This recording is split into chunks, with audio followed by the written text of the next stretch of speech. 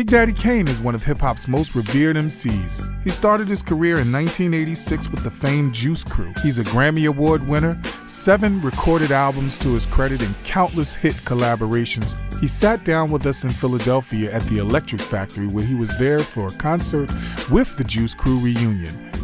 Here's our interview.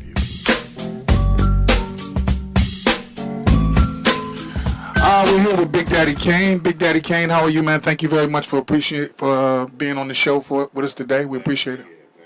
Thank God. Now, you have 7 studio albums, and you've appeared in 7 films.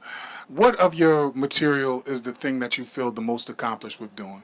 You know, I mean, I started, in hip-hop. Like, that's always been my heart, so definitely it's all, what I've done, musically, whether it be albums or stage performances where people enjoy the way the show. Either one, probably stage though. But yeah, it's definitely hip hop. I mean, I love doing the acting thing more now, but my love for hip hop will never die. And the wonderful thing is that now you hear the word legend being thrown around. At this point, you know the full breadth of your influence on other MCs. Which MCs you think were doing the best listening? Can you think of who you think you hear them and you're like, you know what, I know they were influenced by my music? That's something that has been said by Nas, Eminem, and I know that I've had an impact on Jay-Z and Biggie, and Pop used to be on the road with us when he was still dancing digital back in 1990. So I would assume, I can't really say, but I would assume him as well. But yeah, that name a few. And now these artists are considered legends in their own right, and so what you're looking at is a generational impact. And now moving into this next generation of hip hop artists, do you feel that there's enough reverence for the generations that came before them?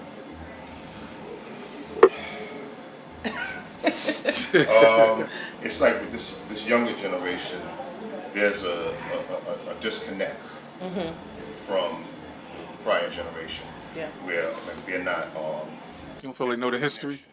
Well, I mean, I'm not just going to blame the younger generation. I think that the generation before them also don't really reach down and try to school them, try to help them, because this younger generation, they grew up with a mentality that that they created something new, like and whatever happened before them is irrelevant, But I mean, if we could find a way to bridge that gap, show love, connect with one another, I mean, the younger generation could actually be on the right path, because I think there's a lot of young cats with great energy and passion.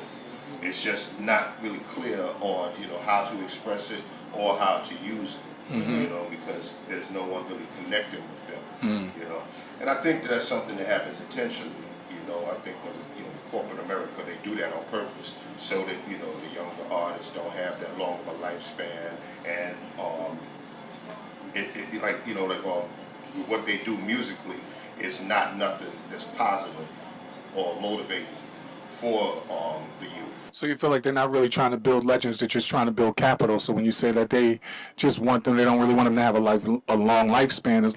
Most times with artists, when they get into the business, they like it for you to be ignorant of the business so that they can take advantage of you, and so that you may not be here 30 years, like you've been here for 30 years. So what does it feel like to, after 30 years, to be in so many MCs' top 5 still today? Pretty accurate. My man.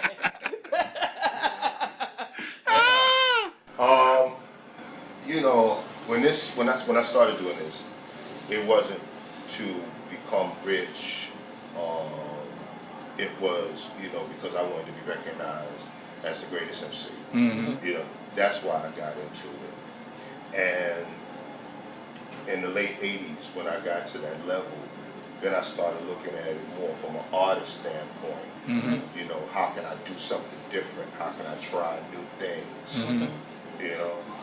So it's like 30 years later for people to still have respect for me, still want to come to the concerts, still list me in their top 5. I think it's a blessing. I think that whatever I was trying to do, I achieved it. Absolutely. So, what do you think you can accredit to your skills as a lyricist? Like, what are some of the things that you've exposed yourself to? Was it books you read, culture you were exposed to, traveling? All except traveling, because I mean, you know, back then I You had hadn't Right, traveled had yet. not You been- hadn't really right. traveled to yet. South Carolina.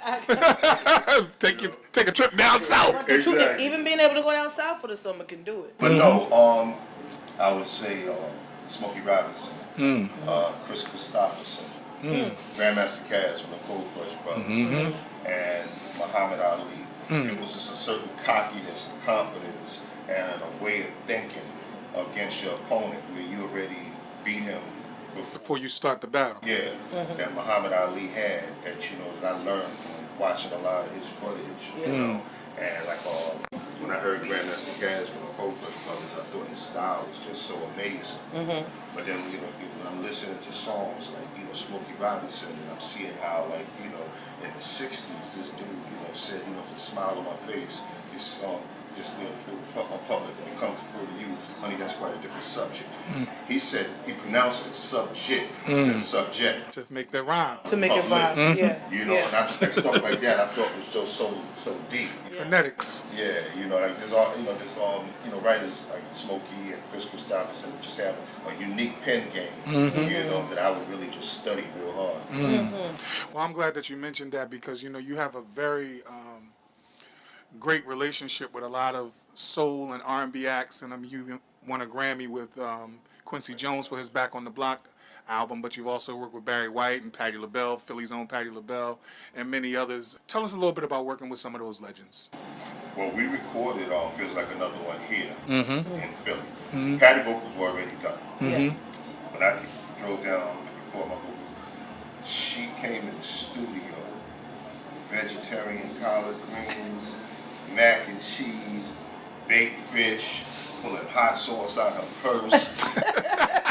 Hot sauce in my bag, swag. Yeah, it was that bad.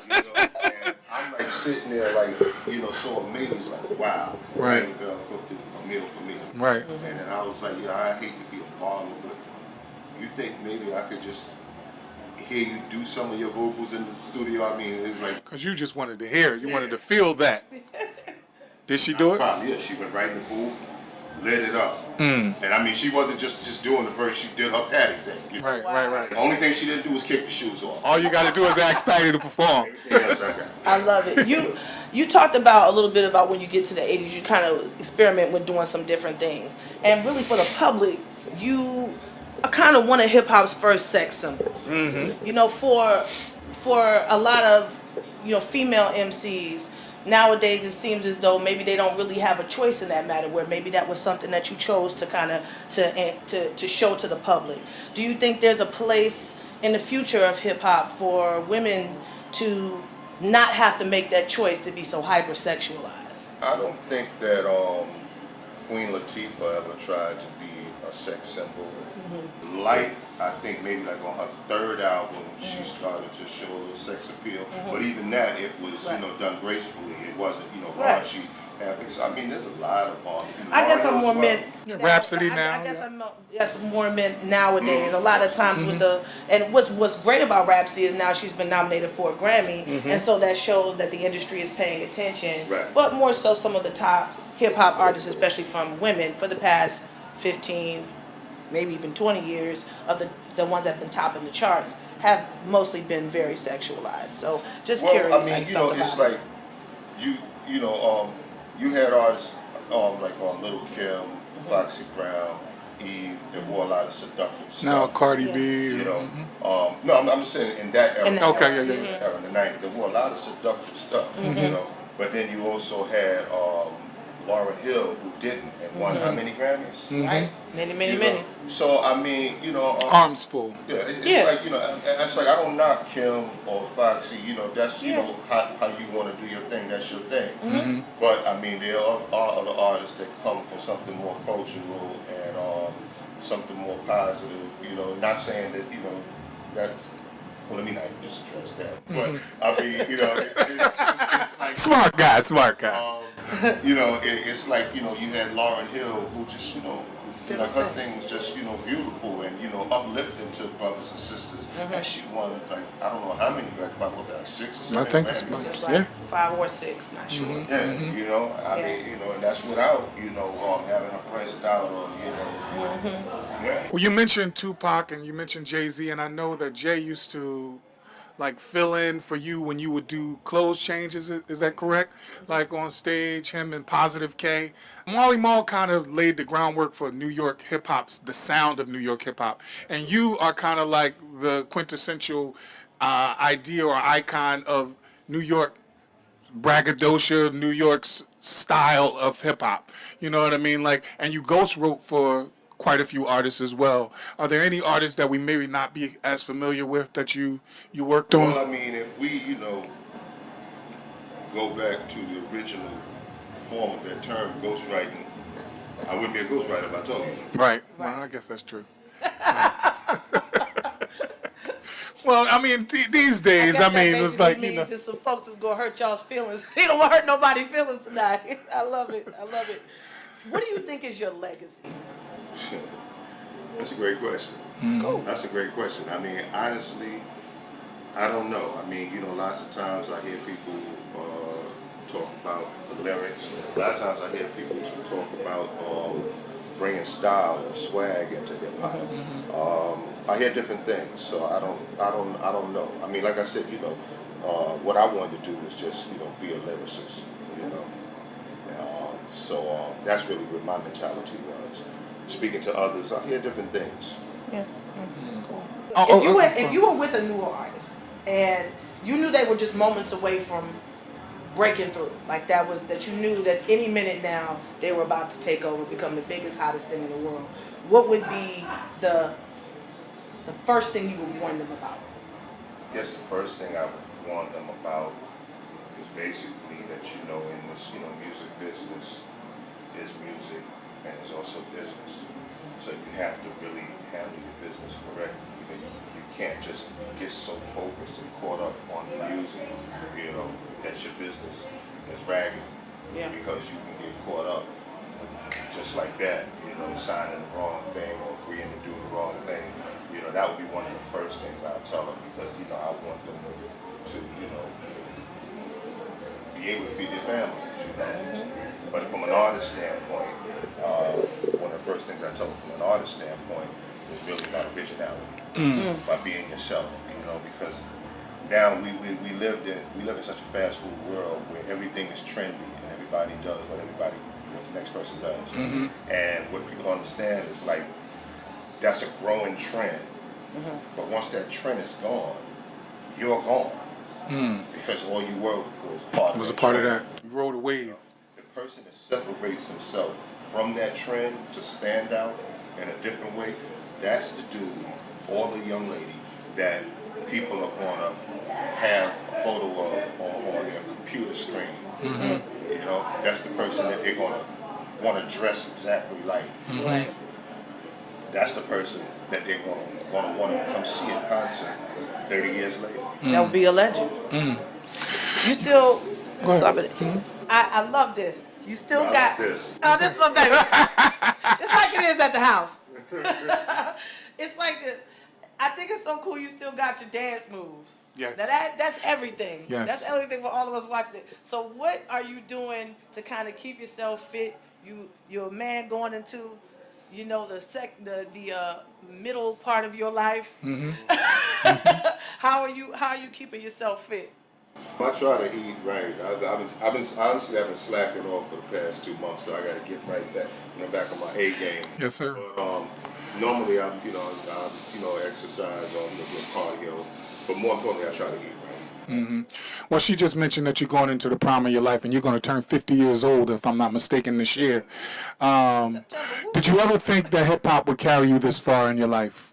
Absolutely. I mean, I had no choice but to think that. I would have been, lost in the shuffle had I not believed that I was that dude. Had I not believed that I could make an impact in this game. Because there's no way in hell I can make anybody else believe it if I don't believe it. Exactly. If you had it to do over, is there anything specific in your career that you might do differently? I don't know. I mean, sometimes they say when you alter one thing, you can change. You mess up everything, yeah. Right. So it might be best to just leave it alone. This is my last question.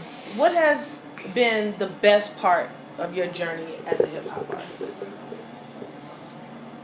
I think the best part of my journey as a hip hop artist has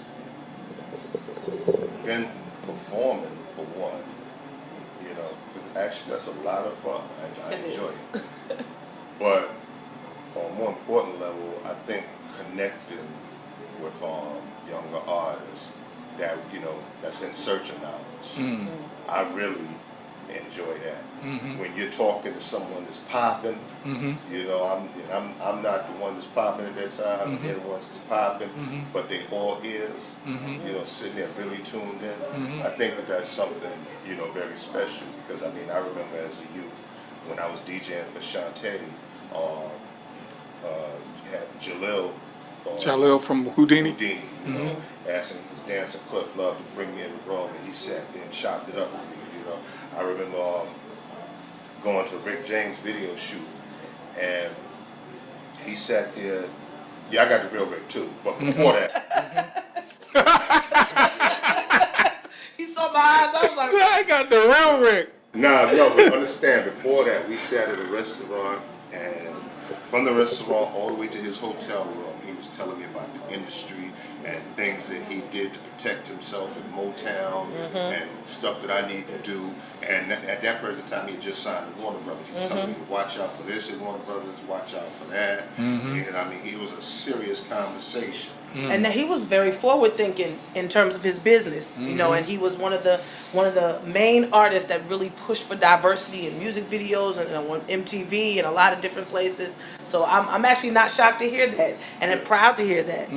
How special is it to be after 30 years on stage with all of the Juice Crew members performing the symphony, as you guys are going to perform it all together live tonight in Philly? How special is it to all of those guys to still be around, still be making music, and still doing it and still rocking at a level of expertise? I think that it's beautiful. Like with us, starting as the first real hip hop crew, with the Juice Crew.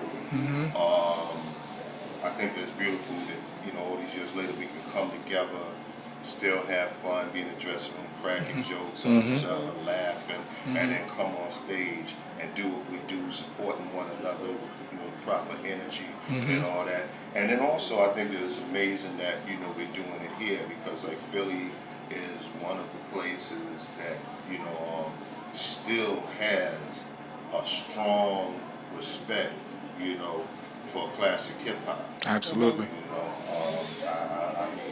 Like real strong, and a love and passion for it. So to be able to do it here, and then to think that Roxanne Shantae, Craig G, they got their start here in Philly on Pop Art Records. So it's beautiful. And so many of us has done shows for Charlie Mack throughout the years. I remember the first time Lady B played Just Rhyming with Biz on the ear. Wow. I remember Street beat. That's wonderful. Yeah, because I was actually there with Shantae and just had my 12-inch, and she showed me love. Wow. I think it goes without saying that for us as a generation, it's a great thing to see. But also, at a time when hip hop was in its beginnings, so many of the artists that were considered legends in R&B and in other genres of black music didn't have the proper respect for it, didn't think it would last. And to see all of you here healthy, happy, doing your thing is actually something that even they as a generation could not do at this age and at this time in their careers. Couldn't come all together in this way with everyone intact in this way. So really, you all have proven all of the haters wrong and continue to give us something to be really proud of and really happy for. So thank you. I want just one last question. Instead of asking you about your top 5, because I know that's a difficult thing in some senses of the word, give us 5 MCs in the newer generation that you really enjoy. Dylon.